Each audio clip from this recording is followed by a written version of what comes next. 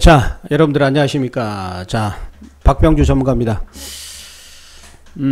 지금, 우리 시장이 지금, 이제 6월 12일이죠. 자, 6월 12일이면은, 북한의 김정은 국무위원장하고 미국의 트럼프 대통령이 미북 정상회담을 한 날입니다. 역사적으로 아주 중요한, 예전에 70년대 초에 중국과 미국의 정상회담, 그리고 1980년대 중반에 미국하고 소련의 정상회담, 그것에 비견되는, 특히 우리 한반도의 입장에서는 그 회담보다 더 엄청난 의미가 있는 회담이 6월 12일 날 열렸습니다. 그런데 그 뒤로 우리나라 시장이 계속해서 지금 되는 게 하나도 없어요. 요 날이었죠. 요 날. 이때부터 지금 계속 거의 한 달 가까이 되는 게 없습니다.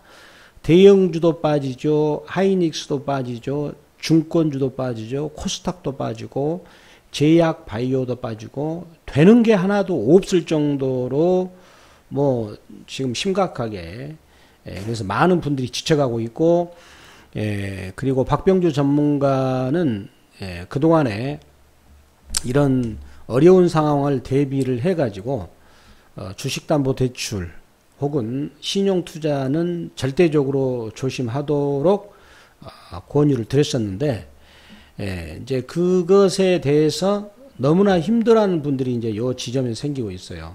조금만 더 빠져버리면 이제 담보 부족으로 인해 가지고 깡통이 나는, 이제 마지막 그러한 자금들이 이제 이제 포기를 할 때가 이제 저쯤이지 않겠는가라고 생각을 해보지만, 자, 그렇지만 심정적으로 현재 2257이 왔거든요. 그래서 거의 바닥권에는 왔다.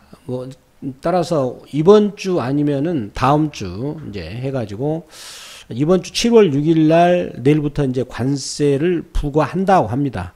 이제 근데 관세를 부과한다고 하니까 이제 이제 관세 부과하면은 무역 전쟁이 터지면은 1929년 이후에 터졌던 세계 대경제 공황과 같은 어마어마한 그 사태가 터질 것이다라고 지금 연일 얘기를 하고 있고, 노벨 경제학상을 탔던 폴 그리먼 이 교수의 이름을 또 빌려가지고 지금 하고 있습니다.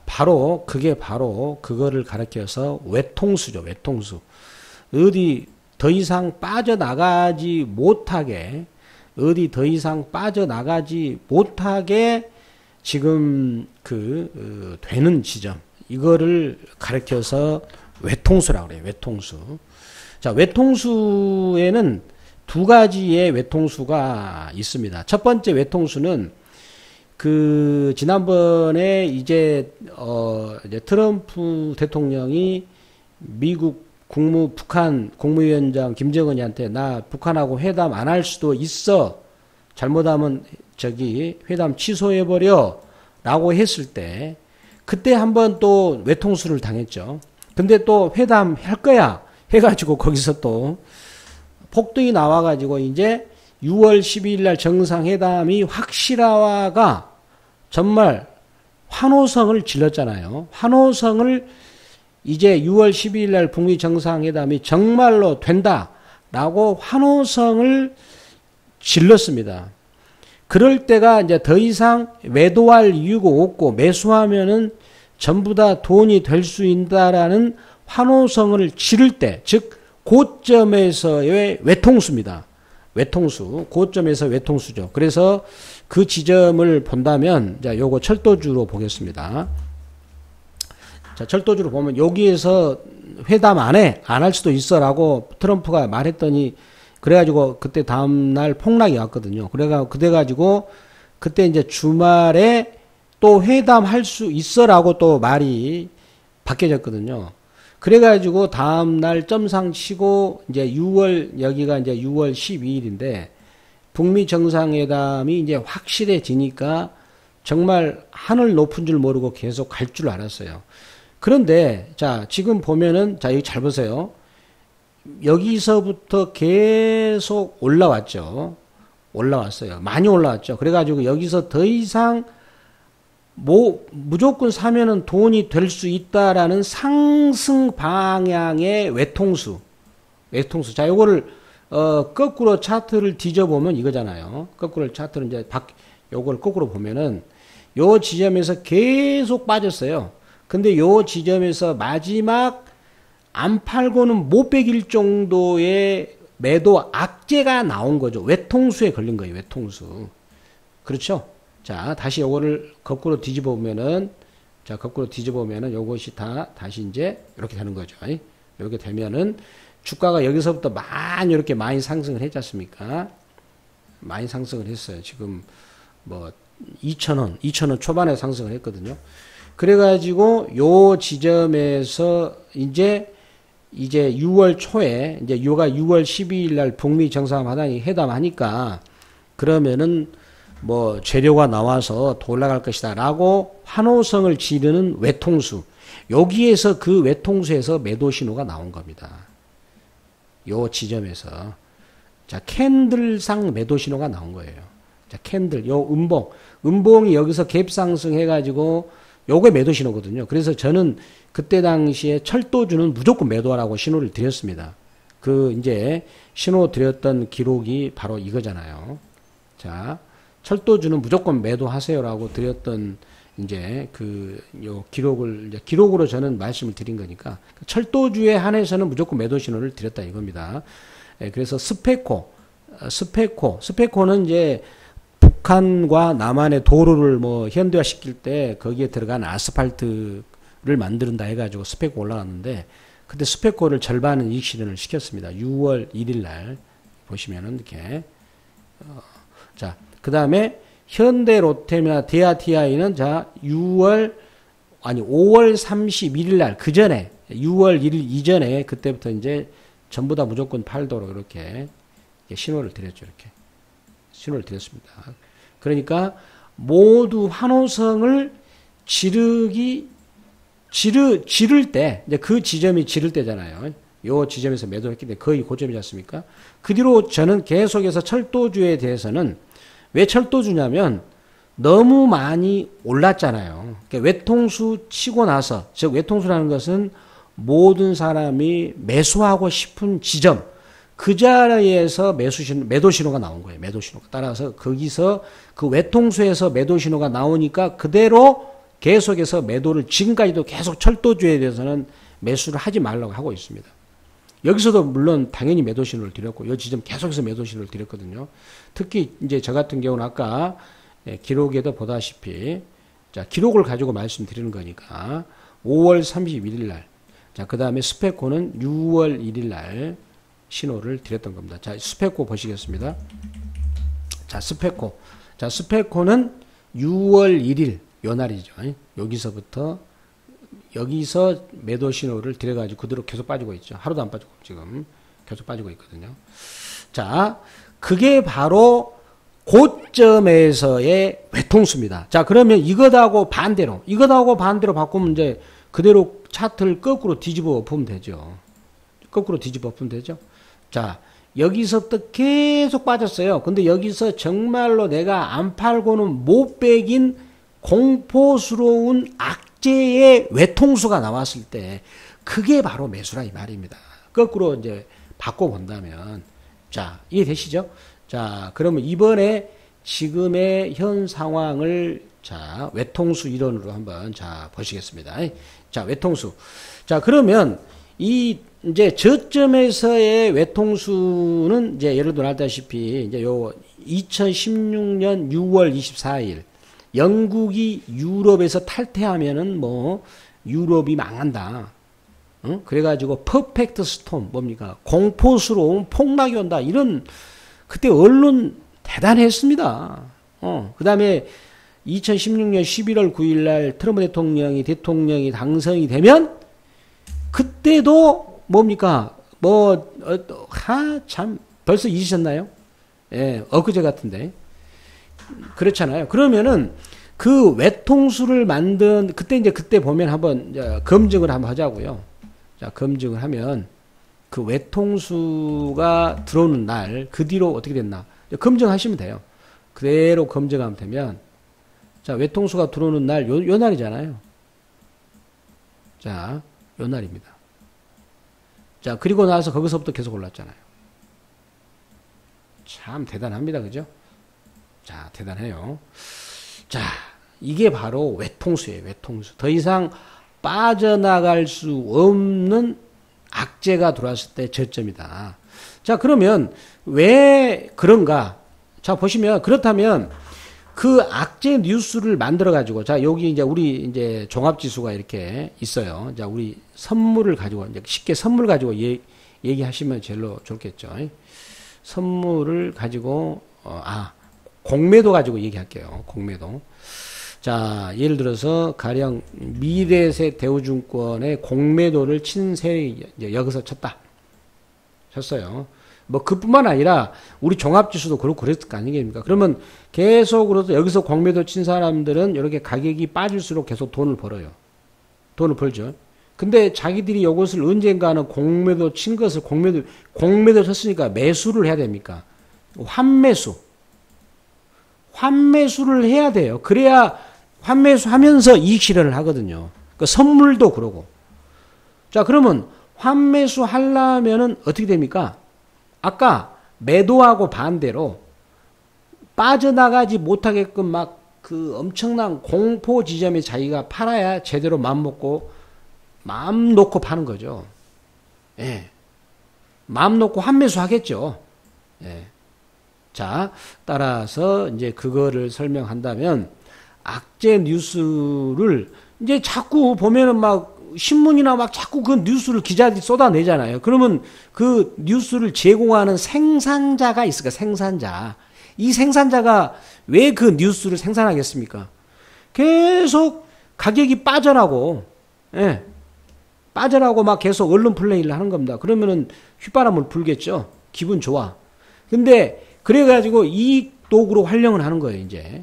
아니, 이제 누가 그 뉴스를 보도하라고 누가 말했냐고 말도 안 했는데 왜 자꾸 그 뉴스를 보도를 하냐 이거예요. 다 의도가 있겠죠.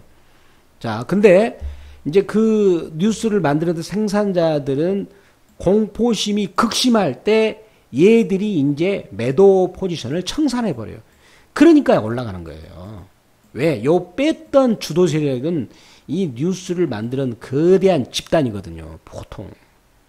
예. 소수 세력이 움직이는 거니까. 근데 그 소수 세력이 더 이상 이제 그 뉴스를 극심한 공포 뉴스를 통해서 이익 실현을 하니까 빠지지 않고 올라가 버려요. 왜? 환매수가 들어오니까.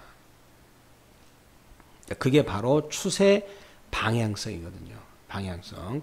자, 그런데 지금 이제 제가 보면은 이제 저점 신호들이 조금씩은 나오고 있어요. 지금 보시면은 자, 오늘 홍콩 항생 지수를 보면은 여기 오늘 7월 5일 날입니다. 이렇게 이제 요 아래 꼬리 도지형 망치. 이게 이제 여기서부터 주가가 많이 빠진 상태에서 요런 캔들이 나오면 저점 신호지 않습니까? 저런 캔들이 나오면 자, 뭐 V자로도 만약에 돌려볼 수 있는 그런 어떤 그림이 나오고 있다 이겁니다. 홍콩 항생 지수. 그다음에 홍콩 H. 요것도 지금 도지잖아요. 도지. 개발학 도지. 개발학 도지가 나오면 V자로 돌려버려요. 쭉 빠지다가 주가가 쭉 빠지다가 이제 여기 한번 과거의 홍콩을 사례를 볼게요. 사례를 쭉 이제 놓고 보면은 사례를 보면은요. 자, 여기 한번 볼까요? 자, 주가가 빠지다가 도지 개발학 도지 나오면 쫙 가버리잖아요. 이런 식으로. 자, 주가가 많이 빠졌기 때문에 캔들이 많이. 자, 여기도 보네요. 여기서 보시면 급락이 왔다가 개발학 도지 쫙 가버리죠. 자, 물론 확률적으로 100%는 아닙니다. 100% 하면은 뭡니까? 주식시장 자체가 성립될 수 없어요. 100% 맞춘다는 거는. 자, 여기서 따라서 여기서도 지금 극심한 공포가 왔다 갔다 하고 있는데 개발학, 토지 양봉, V자로 갈 수 있겠죠. 가능성이 크다라고 봅니다.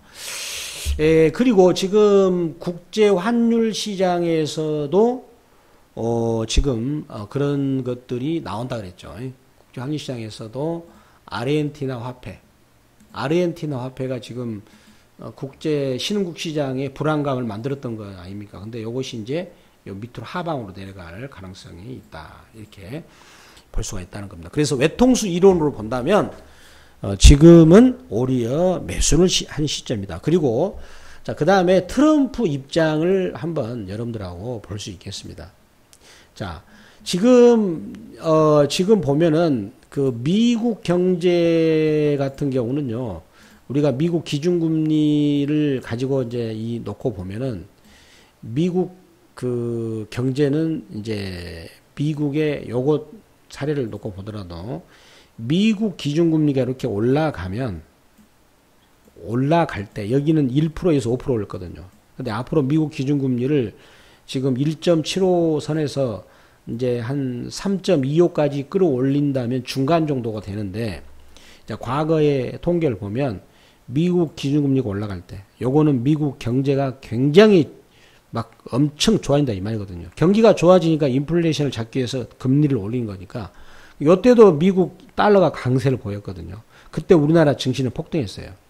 그래가지고 언제까지 갔느냐, 2007년 말까지 금리를 더 이상 올리지 않고 동결한 이후에 1년 더 갔어요. 미국 증시가. 근데 지금 여기서 금리를 요 정도가 목표치면 중간 정도 왔는데, 그러면 지금 미국 경기는 계속해서 확장기가 된다 이 말입니다. 한 2021년 정도 무렵까지는 기준금리를 이제 놓고 이제 된 상태에서 이렇게, 자, 이런 상태에서 미국 경제는 확장기죠. 예. 왜 우리가 미국 기준금리를 가지고 평가를 하는 거니까, 이거를 제가 지어낸 게 아니고 과거 통계를 보면. 자, 그리고 또 한 가지는 이제 이 중요한 것이 또 한 가지가 뭐 있냐면, 이게 부동산 경기 사이클이라는 게 있습니다. 이걸 이제 한센 주기라고 이제 명명을 짓는데, 요게 이제 유럽 이제 실질 주택 가격의 이 지수를 놓고 보면 이 간격이 17년이 갑니다. 고점에서 고점, 저점에서 저점이 17년. 약 정확한 수치는 아니에요. 자, 그래가지고, 근데 이제 과거에 이제 이 부동산 경기 사이클, 주택 경기 사이클이 17년인데, 자, 여기 보시, 얘가 1980년이잖아요? 그러면은 요 정도 되겠죠. 그래가지고 1980년대 중반, 4부, 저점을 통과하고 나서 4부 능선에 왔을 때, 그때부터 해가지고 요 지점이 우리나라 증시 폭등장이죠. 즉, 한센 주기가 저점을 통과해가지고 4부 능선을 왔을 때부터 기울기가 가파라집니다. 이렇게. 그러면 부동산 경기가 저렇게 기울기가 가파라진다는 것은 경기가 좋다는 거거든요. 네. 자, 근데 그 사이클이 미국하고도 유사합니다. 자, 그 다음에 여기 보면 또 여기 이제 90년대 와가지고 보더라도, 자, 여기 한센 주기 사이클이 꺾였죠. 꺾일 때 우리나라 IMF가 왔어요. 요 지점에서, 바닥권에서. 그리고 나서, 자, 2000년 이제 98년 거기서부터 해가지고 2000년 중반 때 이제 뭡니까? 4부 능선을 넘어설 때, 그때 이제 우리나라 이제 증시가 요때 폭등을 했습니다. 아시죠? 특히 중권주는 요 4분 능선 넘을 때 중권주가 요때 뭡니까? 30배 갔어요. 3년 만에. 유상증자까지 하면 그보다 더 가고, 요때도 중권 10배 갔죠. 한 2년 5개월 만에 여기서. 예. 그리고 건설주도 요때 10배 갔습니다. 1년 반 만에 갔던가? 그 다음에 요때는 7년 동안 뭐 GS건설이나 대림산업 이런 주식들이 30배 이상 갔어요. 여러분들이 한번 조사해 보세요. 자, 주택경기 지수하고 건설주는 민감하겠죠. 그리고 시멘트 관련 종목도 많이 갔어요. 자, 그런데 여기서 보면은 여기 이제 한센 주기가 2007년에 고점을 치고 내려와서 2016년 정도 여기서 저점을 치고 올라가고 있죠. 이제 여기서부터 이제 해가지고 올라가고 있는데, 그렇다면 지금 언제가 고점이에요? 2023년까지 왔기 때문에 지금 2018년이면 이제 3부 능선을 넘어서 4부 능선으로 가는 시점입니다. 더군다나 여기서 뭐가 걸렸어요, 지금? 북한하고 미국이 이게 뭡니까? 이제는 중국을 견제하기 위해서 이제 뭐예요? 이제 뭐합니까? 본격적으로 손을 잡아요. 그래서 북한을 베트남처럼 만들겠죠. 자, 이번에 여기서 한 가지 우리가 봐야 되는 것은 조금 확장해서 미국과 지금 미국과 중국의 무역 분쟁이 있지 않습니까? 자, 중국의 무역 분쟁이 있는데, 자, 미국이 이제 중국한테 너희들 우리한테 그만 좀 수출해가지고 돈 벌어가. 그러면서 이제는 어떻게 했습니까? 미국 같은 경우는 전략적으로. 중국이 미국한테 너무 많이 벌어가면 중국이 나중에 자기를 추격할 수 있기 때문에 이제 중국을 견제하죠. 관세 일부는 매길 수도 있겠죠.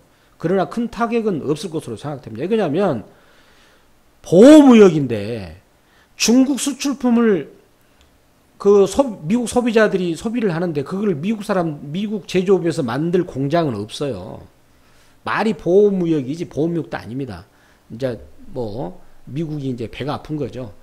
그렇다면 이제는 미국은 중국을 견제하기 위해서 어떻게 되겠어요? 중국 바로 코앞에다가 북한에다가 자, 예를 들어서 중국에서 뭡니까? 연필 같은 거. 우리나라 중국 제품이 많이 오는 거거든요. 우리 일반 소비 제품들. 볼펜, 연필, 만년필. 요즘에는 별거 다 옵니다. 김치까지도. 근데 이제는 뭐죠? 그거를 미국 소비자들이 중국에서 만든 게 아니라 북한에서 만든 거를 소비하게끔 할 수 있겠죠. 그러면 누가 돈 봅니까? 우리 한국이 좋죠. 이제 개성공단을 그 공단을 만들어가지고 북한을 통해서 수출하면 되는 거니까. 예. 그래서 이제는 한국 입장에서도 손해될 게 별로 없어요. 왜? 이제 중간재를 북한에다가 공급해서 거기서 가공해가지고 이제 북한에서 미국으로 수출하면 되니까. 자, 지금 여러분들 미국하고 북한은 65년 동안 아주 앙숙이었습니다. 앙숙. 근데 지금 트럼프가 엄청나게 공을 들이고 있죠. 인내심 발휘하면서. 자, 그 이유도 제가 말씀드렸습니다. 미국이 이제는 북한한테 접근하는 것은 베트남화 시킨다 이거예요. 베트남은 공산주의지만 시장 경제. 왜 그렇습니까? 베트남이 바로 중국의 턱 밑에 있거든요. 똥구녕. 인간으로 보면 똥구녕 밑에 있어요. 전략적으로 견제를 하는 겁니다. 지금 견제를. 그러니까 북한의 평양에다가 미국 대사관을 세우면 중국 어디입니까? 인중 혹은 머리에다가 대못을 박는 거나 마찬가지죠. 자, 미국은 지금 중국을 찍어 누른 것이 자기 최고로 목표입니다. 앞으로 계속해서. 자, 그렇다면 이번에 보호무역을 통해서 미국은 북한을 지금 계속해서 따독따독 하는 것이 결국은 이제 미국 소비자들의 제품을 중국에서 수입하지 않고 북한, 베트남 이러면서 중국 시장을 고사시키겠다. 그러면 중국이 가만히 있겠습니까? 그렇지 않습니다. 그렇지 않죠. 가만히 있지 않죠. 좀 더 그 얘기는 제가 말씀드리겠는데. 중국 같은 경우는 어때요? 이제 자기 수출 다변화를 하겠죠. 여하튼 간에 우리 한국은 중간재를 팔아먹으니까 우리가 지금 아는 것처럼 그렇게 큰 타격은 없을 것이다. 심리적으로 그럴 것이고. 자, 그 다음에 여기서 또 한 가지. 그렇다면 지금 전면적으로 이제 관세를 지금 25% 한 달에 50% 매기고 전 수출 금액에 관세를 매겠다. 이 전면제는 트럼프가 하겠느냐? 이거는 제가 보기에는 절대 하지 않는다. 왜? 만약에 그게 전면제를 하면은요, 지금은 주가가 덜 빠져 있지만 대통령 선거하는 그 시점 2020년 가면 전 세계 증시는 폭락했을 거예요. 그래가지고 세계 공황이 이제는 그때는 완전히 하고 실업자는 뭐 흘러 넘치고 그러면 미국 국민들한테 트럼프는 완전히 역적이 돼요. 역적. 그런 미친 짓거리를 트럼프는 절대 안 합니다. 왜? 시간적으로 타이밍상 보더라도 미국 대통령 재선거가 끝나고 나서 그때는 4년이 보장되니까 끝나고 나서 하겠지만 끝나기 전에는 절대 무리한 2020년까지는 무리한 짓은 저는 하지 않는다. 자, 이번에 중간선거 같은 경우는 이제 그 선거에 이 참석률이 낮아요. 사람들이. 그러면 어떻게 합니까? 지지층을 집계를 해야 돼요. 그러면은 어떻게 됩니까? 보호무역을 원래 정책으로 해가지고 대선 당선이 됐으니까 그거를 해가지고 보호무역 하면은 전쟁한 다음에 애국심을 일으키지 않습니까? 그러면 자기의 콘크리트, 자기를 절대적으로 지지해가지고 표를 찍어주었던 그 사람들이 중간선거에 나오도록 만들어가지고 중간선거를 이기게끔. 그래서 말폭탄만 쏟아낼 것이다. 근데 이제 그거를 구체한다는 날짜가 7월 6일이 D-Day이기 때문에 그래서 주가가 빠진 거지 않습니까? 말폭탄 때문에. 따라서 이제 오늘이나 아니면은 7월 6일 그 지점이 제가 보기에는 주가는 저점을 만들지 않겠는가. 특히 2018년 전체적으로 보았을 때의 가장 최저점 자리가 아마 되지 않겠는가 라는 생각을 해본다는 겁니다. 자, 그렇다면 경기 사이클로 제가 말씀드린 것은 지금 제가 뭐 세계 경기 대공황이 온다 어쩐다 막 불안해 하기 때문에 제가 요 미국 기준금리를 다루어 드리고 그 다음에 이제 이 부동산 사이클 요 부동산 사이클을 보면은요 여기가 요 1973년이 미국 다우지수 고점이에요. 그래요. 그 뒤로 다우지수가 2년 동안 폭락이 나왔습니다. 예. 그리고 2007년에 미국발 금융위기 왔을 때가 미국 증시 고점이었거든요. 그러니까 이게 상당하게 신뢰도가 강합니다. 특히 우리나라 한국 증시에는 여기가 우리나라 증시 급등하고 나서 여기서 고점 쳤어요. 그래 여기까지 폭락했죠. 요 지점에서 IMF 왔으니까요. 그 다음에 또 여기서도 우리나라 증시가 고점 치고 폭락했을 때가 요때 이후입니다. 즉 한센 주기 부동산 사이클이 고점을 치고 내려올 때 그 지점 이후로 우리나라는 엄청나게 증시가 빠졌고요.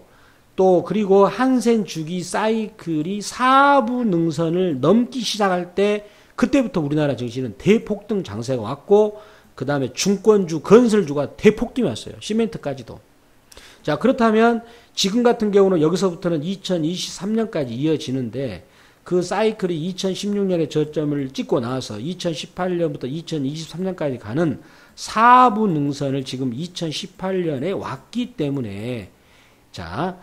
때문에 이번에 그런 어떤 주기 사이클로 놓고 보았을 때에 그 트럼프의 무역 전쟁에 의해서 경기의 큰 사이클이 훼손되지 않는다.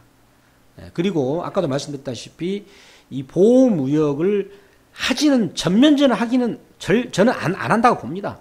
말폭탄하지.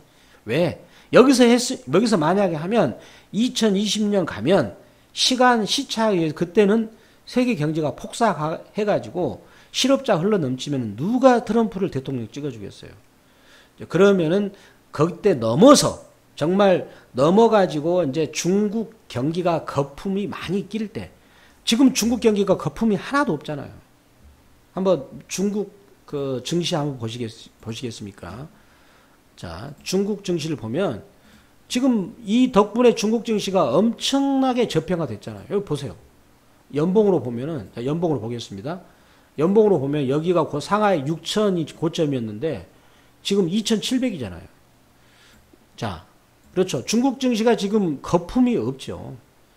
자, 중국 증시가 잔뜩 거품이 끼었을 때, 요때 공격했을 때 중국은 정말 일본처럼 잃어버린 20년이 올 수가 있다는 겁니다.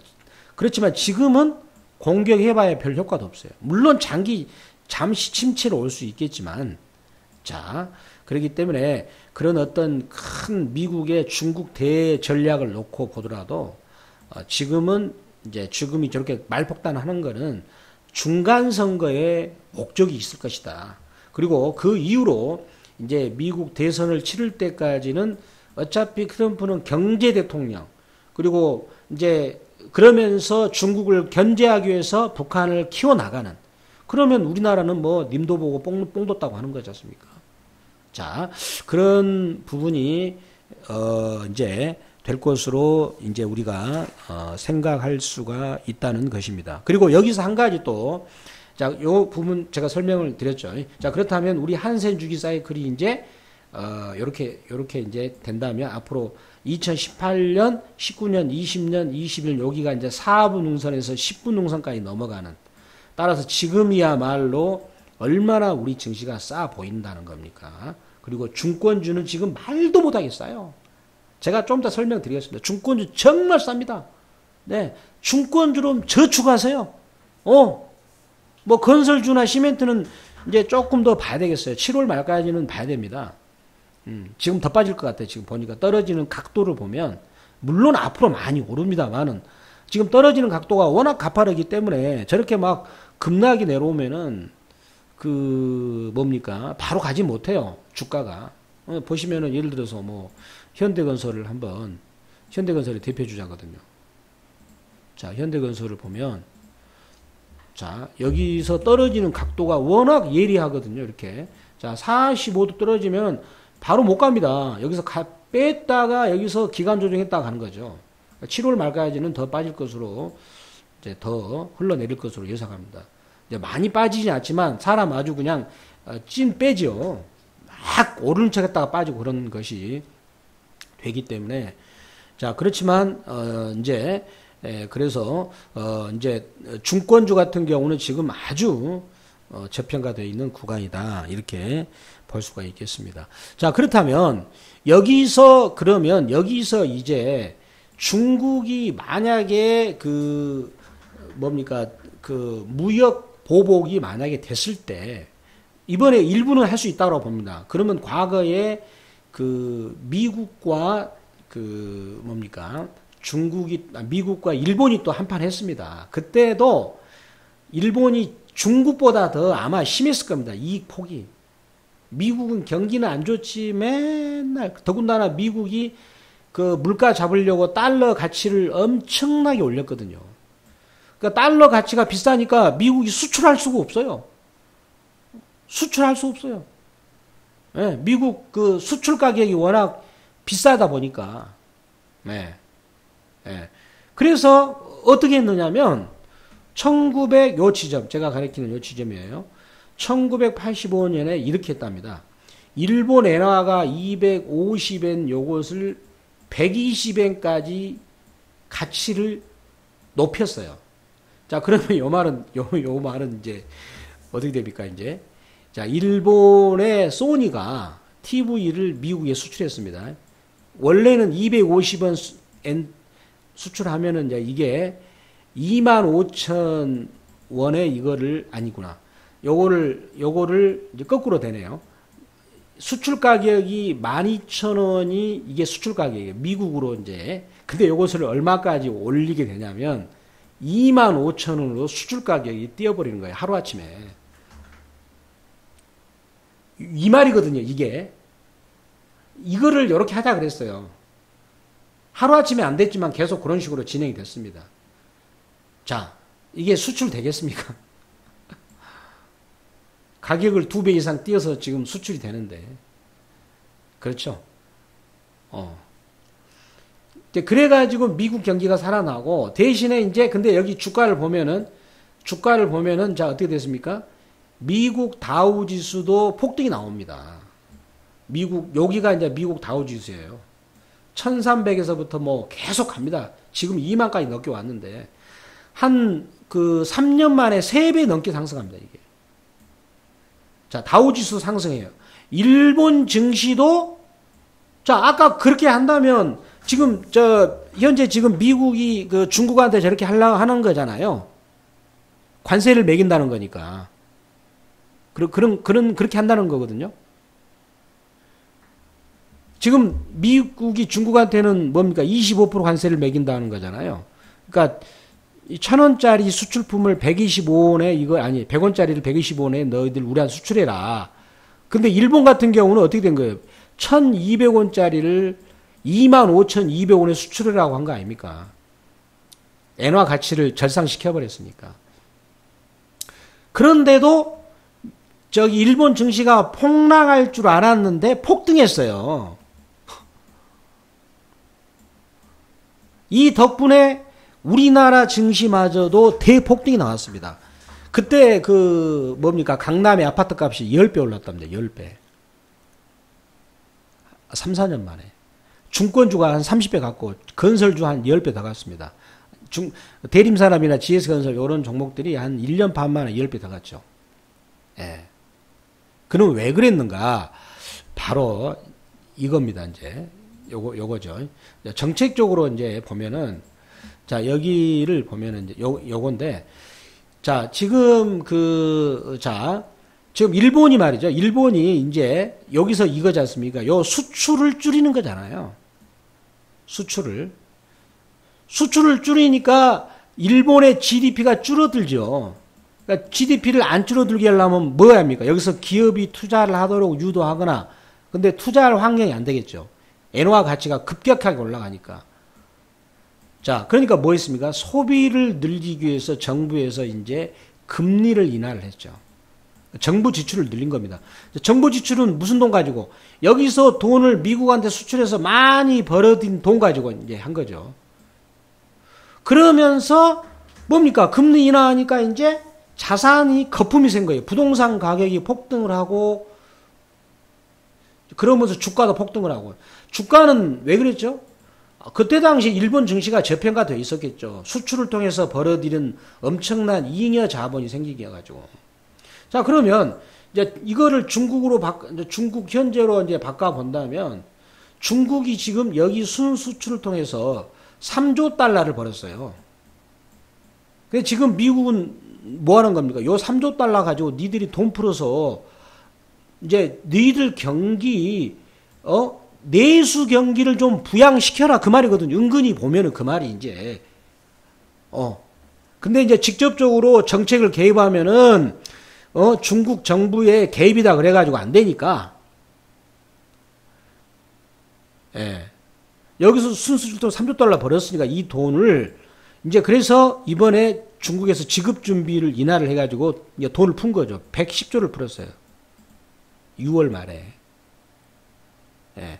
그 다음에 이제 여기서 또 한 가지는 이제 뭐냐면, 이제 너희들이 이제 여기 중국 입장에서 너희들이 그동안에 우리한테 수출을 통해서 많이 했지 않느냐. 그러면 우리도 너희한테 수출을 하도록. 그러면 미국이 중국한테 강한 게 뭡니까? 금융이에요, 금융. 금융시장을 개방을 해라. 혹은 변동환율제를 취하라. 근데 요거를 풀었습니다. 4월 달에 일부 풀었어요. 중국이 이제. 예. 자, 그렇다면 여기서, 자, 보시면은요, 여기서 아까 일본은 더했다고 했습니까? 자, 그러면 여기서 만약에 관세를 매길 때 중국이 가만히 있겠느냐? 그렇지 않죠. 중국은 GDP 성장률을 연간 6.5%를 유지를 해야 됩니다. 그러려면 600만 명 나오면 대학생들이 취직을 못 해요. 그러니까 수출기를 막아두니까 어떻게 해야 돼? 이제 국내 내수 경기를 키워야 되겠죠, 이제. 자, 그러면 어떻게 됩니까? 돈을 풀겠죠. 그 돈을 풀면 이제 그 돈들이 중국 부동산 가격을 올리고, 그 다음에 소비를 올리고, 요게 우리나라한테 올 수도 있겠죠. 그 우리나라는 또 미국이 중국을 견제하기 위해서 북한을 이제는 키우잖아요. 그러니까 북한에다 이제 뭐 합니까? 중국전, 이제 이렇게 되겠죠. 자, 여기 한국, 여기 북한. 여기가 옛날에 중국 역할이었어요. 이제 한국 여기다 자본을 대고 북한에서 만들어서 미국으로 수출하는 거. 예전에는 한국 여기다가 중간에 수출해서 중국에서 미국으로 수출했잖아요. 이제는 요거를 바꿔서 북한으로 할 것이다. 저는 이렇게 생각합니다. 두고 보십시오. 그러니까 공을 들이고 있는 거예요, 지금 현재. 자, 그래서 그렇다면 이번에 이런 것으로 인해 가지고 우리한테 너무나 많은 공포가 와가지고 우리나라 증시가 많이 빠졌거든요. 지금 현재 보시면은 많이 빠졌죠. 여기서 거의 한 14% 정도 빠졌어요. 자, 그래서 우리나라 증시가 대세 상승기로 왔을 때 오는 과정에서 이렇게 보면은 20개월 선을 깼어요. 여기서는 안 깼는데 따라서 요 지점이 정말로 여기를 이제 지지를 하니까요. 요 지점을 이렇게 여기 보시면 이제 2231을 깼지 않습니까? 여기 왔네요. 직전 고점까지 왔거든요. 그렇죠? 따라서 매수 적기다. 눈치 보지 말고 매수해야 합니다. 특히 중권주. 자, 중권주를 제가 오늘 한번 조사를 해봤어요. 주요 증권사를 중권주를 조사를 한번 해보니까 지금 어떤 결론이 나왔느냐면 지금 중권주의 PBR 요게 어떤 증권사들은 0.4배, 0.3배에서 0.7배 정도까지 이게 말이 안 되거든요. 요거 무슨 말이죠? 그 회사의 청산 가치가 2만 원인데 2만 원이 넘어가는 회사가 주가가 지금 얼마에 움직인다는 말이에요. 7천 원도 안 되게 움직이는 회사들이 있다는 얘기예요. 이 말이 됩니까? 근데 이 증권사들은 돈을 지금 무지하게 잘 벌고 있어요. 여러분들 한번 뉴스 한번 검색해 보세요. 제 말이 틀린가 맞은가. 여기 보세요. 여기 거래대금. 지금 증권사들은 돈 잘 벌고 있습니다. 구조조정 다 끝나가지고. 예, 돈 잘 벌고 있어요. 돈을 잘 벌고 있는데도 불구하고 그러니까 PBR이라는 것은 이게 청산가치. 그러니까 PBR이 0.3배, 0.5배에서 움직인다는 거 이거 말이 안 됩니다. 이거. 왜? 지금 실적이 2016년, 2017년, 2018년 넘어서 계속 좋아지고 있습니다. 그리고 세계 금융시장도 이번에 위기를 넘기면 더 상승하는, 우리나라 같은 경우는 3,500을 4,000도 넘길 수 있다라고 본다면 화랑새는 더 앞으로 될 것인데 지금 증권사는 청산가치도 안 되는, 말도 안 되는 저평가돼요.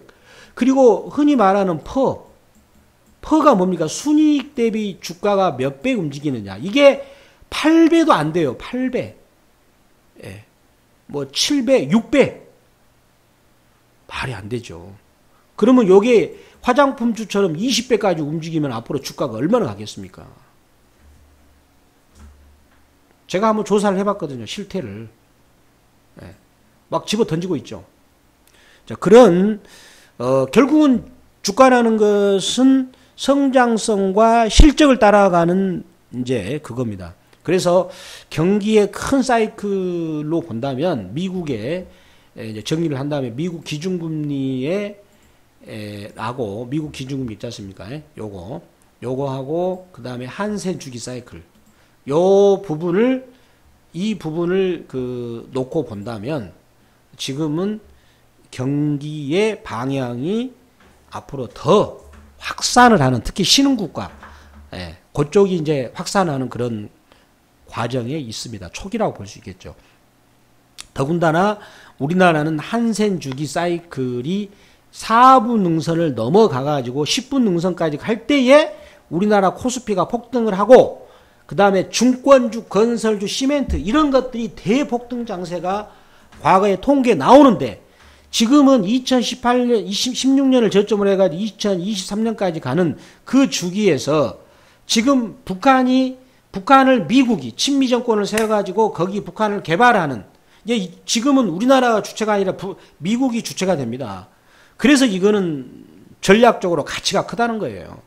그렇다면 북한 개발에 호재가 있는 이런 SOC 관련 건설, 시멘트, 그 외에도 많습니다. 여러 개 건설 기자재. 그리고 더불어서 4분 능선의 사이클이 왔을 때에 중권주. 근데 중권주는 지금 무시하게 저평가돼 있어요. 말도 안 돼, 말도 안 돼. 세상에 참. 돈 잘 벌고 있는데. 예, 여러분들이 한번 실제로 중고사에 전해서 한번 알아보세요. 돈 잘 벌고 있어요. 자, 그런 상황입니다. 이제, 그래서 지금 현재의 여러분들 아마 좀 물리신 분들은 힘드실 겁니다. 그러나 제가 여러분들한테 항상 강조드렸다시피 내 돈 가지고, 내 현금을 가지고, 특히 우리 직장생활 하신 분들은요, 지금부터는 중권주나 건설주, 뭐 시멘트 이쪽을 계속 관심을 두시고, 그리고 북한 SOC 관련주 이런 종목들을 관심에 두시면서 이제 대북 경제 협력주 같은 경우는 이제 7월 말까지는 기다려 주셔야 될 것 같아요. 자, 그리고 중권주 같은 경우는 이제 뭐 한번 이제 우리 기존에 갖고 있는 분들을 계속 이제 들고 가시면 좋고, 예, 그 다음에 이제 직장생활 하신 분들 저축한다 생각하고 사 모으시는 적정 시점이 왔지 않겠는가 이렇게 볼 수가 있다는 겁니다. 네, 감사합니다.